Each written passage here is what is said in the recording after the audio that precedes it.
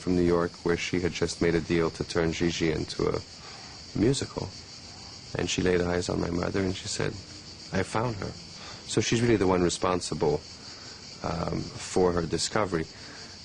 And years later, of course, when she got to do Funny Face with Fred Astaire, often people ask me which were her favorite films, and certainly Funny Face was a very important one because she got to sort of dance that dance that had been bottled up for years.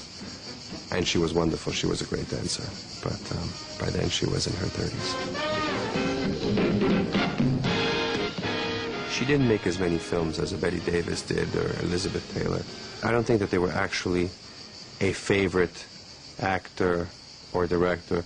She stayed in touch with several of them also because they lived close by, and she spent time at her friend Connie Wald's house in Beverly Hills. And obviously Gregory Peck remained a lifelong friend because he was so genuine and so gentle himself.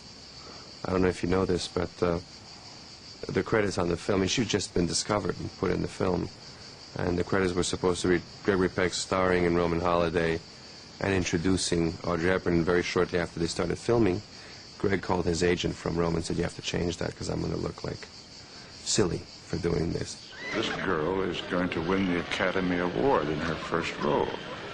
And her name must be up above the title with mine. Tell you what, why don't we do all those things together? But don't you have to work? Work? No. Today's going to be a holiday. And right after she did Roman Holiday, someone suggested that she should find someone to do the clothes, or she wanted to find. So anyway, I think she had great respect for clothes. For her, the most important thing was to be appropriately dressed. I remember the beautiful evening dresses, Givenchy always, and Valentino in Rome, peacoats in the winter, collars turned up, square-toed boots in the 70s, cotton pants and Lacoste in the summer, ballet slippers and a long robe around the house in the morning.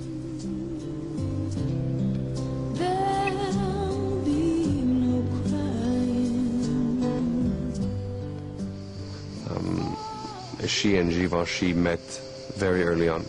He got a call announcing that Miss Hepburn was going to come and see him, and he was all excited, thinking that Miss Katharine Hepburn was going to come calling the next day. And the doorbell rang, and he opened the door, and there was this young thing in a gondolier outfit, if I remember properly. And they hit it off. They became best friends. And he always said that they did struggle over how to adapt, because ultimately people think that all those clothes were designed from scratch for the films. They were not. These were clothes from his collection. He was also building a career and didn't have time to stop and make things, you know, out of the blue for the movies. So they would take things in his present collection and adapt them and work with them to fit them in the films. But in the end, she always knew what was best for her. It was a wonderful, lifelong collaboration, friendship. So she's always been attributed with this sort of style and, you know, great elegance.